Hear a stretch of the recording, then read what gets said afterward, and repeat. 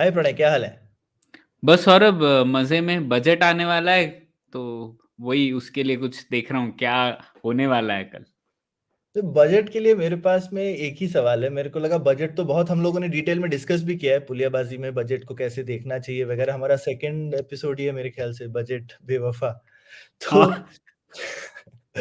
तो उसका उसमें मैं सोच रहा था कि आज जो है मेरे को अगर बोलेंगे कि ये तो हमारा छोटा वाला जो फॉर्मेट है, उसमें अगर एक ही सबसे इंपॉर्टेंट चीज डिस्कस करनी हो तो भाई बजट में सबसे ज्यादा खर्चा किस चीज का है, वो चीज समझते हैं ना। वो मेरे को लगता है कि अच्छा रहेगा आज।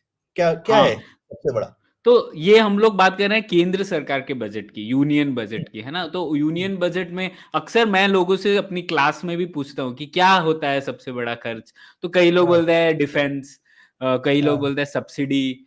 पर हाँ। शायद वो मिनिस्ट्रीज, डिफेंस मिनिस्ट्री सबसे बड़ी है हम्म। सर केंद्र सरकार में। लेकिन अगर एक आइटम ले जिस पर सबसे ज्यादा खर्च होता है, वो है जो हम लोग ब्याज दे रहे हैं पिछले लोन जो सरकार ने लिए, उसके ऊपर जो ब्याज दे रहा है वही हाँ, 20% है तकरीबन सरकार के बजट का। तो ये सबसे बड़ा एक एक्सपेंस आइटम होता है जो बाप कई रे। लोग भूल जाते हैं। 20% का सिर्फ हम ब्याज भर रहे हैं? हाँ, हाँ, हाँ। हाँ, मतलब जैसे, मतलब एक भारी ईएमआई सर पे पड़ी हुई है जैसे हमारे। हाँ, बिल्कुल।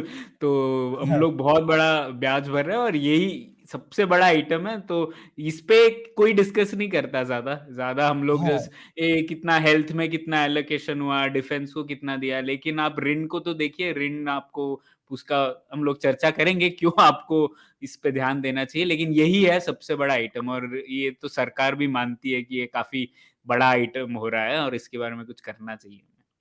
ओके, तो कितना, आई मीन, तो ये तो तुमने बता दिया कि जो हमारा ब्याज है वो ही और ये 20% में कोई प्रिंसिपल पेमेंट नहीं है, सिर्फ ब्याज है पुराने उस पे। हाँ, ये सिर्फ ब्याज है। इसके ऊपर हाँ, प्रिंसिपल भी पे करते हैं, वो हाँ। कैपिटल अकाउंट में रहता है, तो वो हम लोगों ने बात नहीं की। लेकिन ये सिर्फ ब्याज की बात थी, सिर्फ बीस ब्याज है प्रतिशत 20%, मतलब 5 में से 1 रुपया जो है वो हमारा सिर्फ ब्याज भरने में जा रहा है। हाँ, और मतलब आप और ये, टैक्स पे कर रहे हैं 5 रुपए का, उससे एक हाँ, रुपया तो ब्याज देने में जा रहा है। ब्याज देने में चला जा रहा है। तो अच्छा, इसमें अब मुझे ये समझाओ एक चीज और, कि जो इसको किस तरह से समझना चाहिए। एक तो ये 5 में से 1 रुपया दे रहे हैं, ये बहुत बड़ा है पूरी दुनिया में। और जो जो हमारा टोटल उधार है, उस वो कितना बड़ा है? वो क्या बहुत ज्यादा है?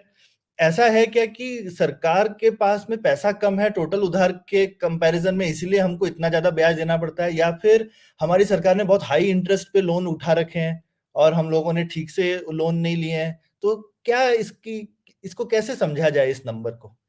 बिल्कुल, तो ऐसा नहीं है कि भारत का जो टोटल उधार है उसे कहते हैं पब्लिक डेट। मतलब अच्छा। सब जो भी अभी तक हम लोगों ने लोन लिया है, उसका पूरा हम लोग भंडार खड़ा करें तो कितना बड़ा होगा, उसे तो पब्लिक डेट कहते हैं। तो वो ऐसा नहीं है भारत का कि बहुत ज्यादा है विश्व में।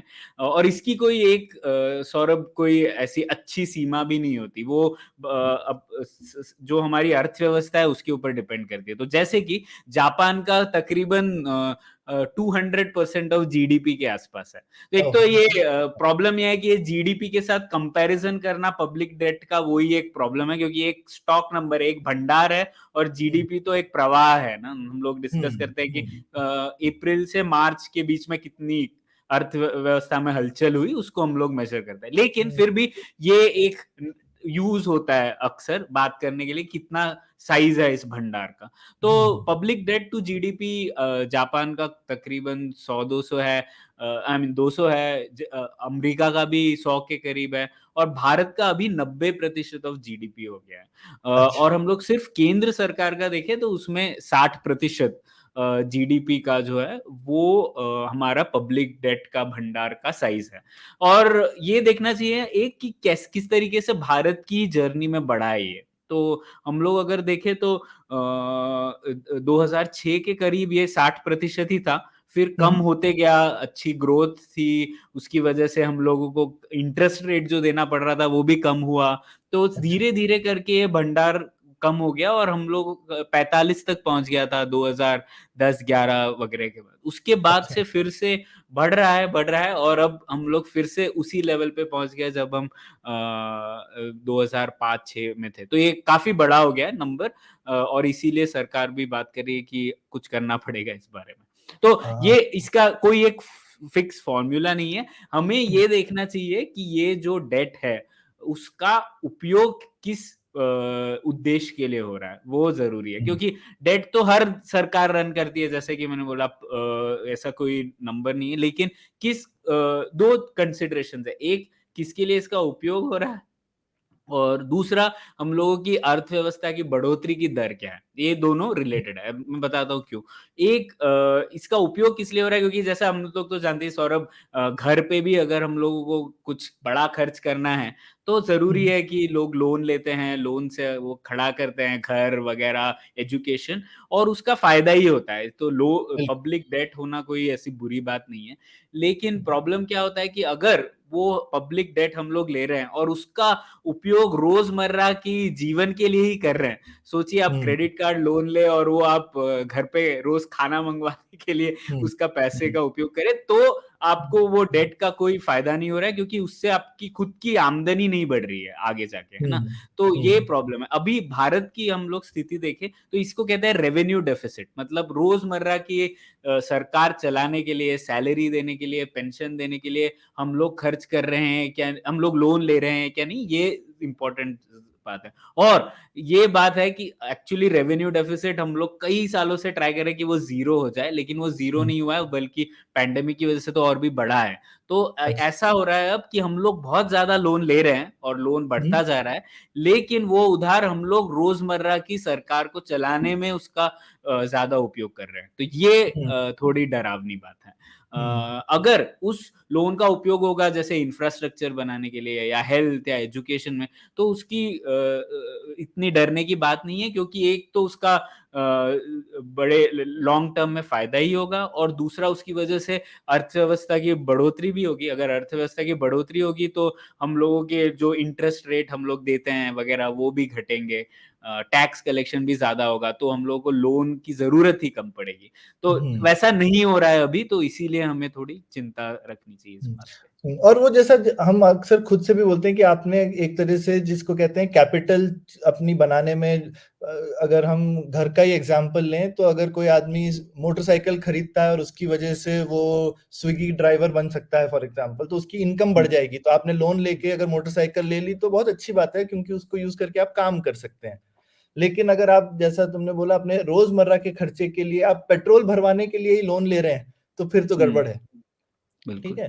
तो बिल्कुल। ये हुँ, तो लेकिन अब इसमें मेरे को एक थोड़े डर की जो चीज़ लग रही है, महँगाई, टैक्सेस वग़ैरह सब बहुत बढ़े हैं पिछले सालों में। हुँ, पेट्रोल हुँ, पे तो कितना ज़्यादा टैक्स बढ़ गया। अब पेट्रोल के दाम भी फाइनली बढ़ रहे हैं, तो शायद सरकार को थोड़ी-सी तकलीफ होने वाली है, लेकिन पेट्रोल के दाम जब कम भी थे, तो सरकार ने काफ़ी बढ़ाए। इवन कॉर्पोरेट टैक्स कलेक्शन आसमान छू रहे हैं, जीएसटी टैक्स कलेक्शन भी आसमान छू रहा है और फिर भी बोरोइंग बढ़ रही है, तो ये क्या माजरा है? हाँ, नहीं वो है सौरभ, पर सरकार को करना भी बहुत पड़ रहा है ना अभी पैंडेमिक के टाइम पे, और सरकार को भी लगता है कि हमें बहुत करना चाहिए, और हम लोगों को भी लगता है कि सरकार को सरकार दुनिया भर बहुत की चीजें करती है। हमने तो एक एपिसोड भी किया है इसके बारे में ना, कि हमारी हाँ, अपेक्षा ही ऐसी है। तो हाँ। विश्व भर में ऐसी चीजें हो रही है सौरभ, जब भी कोई ऐसी आपदा आती है ना, सब लोगों को हुँ, लगता है कि सरकार को करना चाहिए। तो वर्ल्ड वॉर 2 के टाइम पे भी ऐसे हुआ था कि सरकार के खर्चे बढ़े थे। इस बार भी जैसे यूके का पब्लिक डेट रिकॉर्ड लेवल्स पे है, और हुँ, भारत का भी है। तो एक तो अर्थव्यवस्था भी कम हुई थी काफी ना, तो हुँ, उसकी वजह हुँ, से टैक्स भी कलेक्शंस कम हुए थे। अभी शायद बढ़ रहे हैं वापस, लेकिन कम हाँ, हुए थे। तो उस वजह से बोरोइंग तो करनी ही पड़ी थी काफी सरकारों को। तो हुँ, वो हो रहा है। इसके लिए भी तो वर्ल्ड वॉर 2 में ही एक इकोनॉमिस्ट थे, एफसी डोमर, उनका एक फेमस रूल है, डोमर रूल, जो कि यहाँ पर उपयुक्त है। उन्होंने यही कहा था कि मतलब पब्लिक डेट लेना कोई बुरी बात नहीं है, लेकिन अगर आपकी अर्थव्यवस्था की बढ़ोतरी की जो दर है वो इंटरेस्ट रेट से अगर ज्यादा हो, तो हुँ, आगे जाके आपका पब्लिक डेट धीरे धीरे करके सस्टेनेबल हो जाएगा। क्योंकि हुँ, अगर आपको ज्यादा बढ़ोतरी है तो टैक्स आ रहा है, टैक्स भी आ रहा है तो आपकी अर्थव्यवस्था बढ़ रही है, अर्थव्यवस्था बढ़ रही है तो आप आपके उधार देने वाले लोग हैं वो आपसे इंटरेस्ट रेट भी कम मांगते हैं, तो उस वजह से आपका पब्लिक डेट धीरे-धीरे सस्टेनेबल हो जाता है। तो इसीलिए भी अगर हम लोगों को कुछ भी करना हो आगे जाके, अर्थव्यवस्था की बढ़ोतरी की दर बहुत ज़रूरी है। अगर हमको बड़ी सरकार भी खड़ा करना हो आज, फिर भी उसके लिए भी हमें अच्छी अर्थव्यवस्था की दर रखना ज़रूरी है। अक्सर लोगों को ये ध्यान नहीं रहता।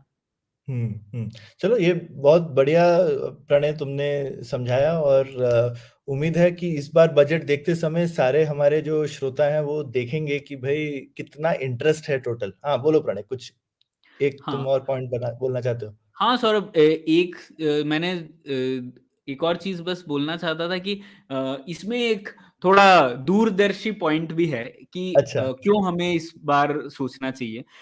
अक्सर आप देखिए अभी की सरकार में हालत ये है कि 20% जो सरकार खर्च कर रही है उसका पैसा सिर्फ इंटरेस्ट में जा रहा है।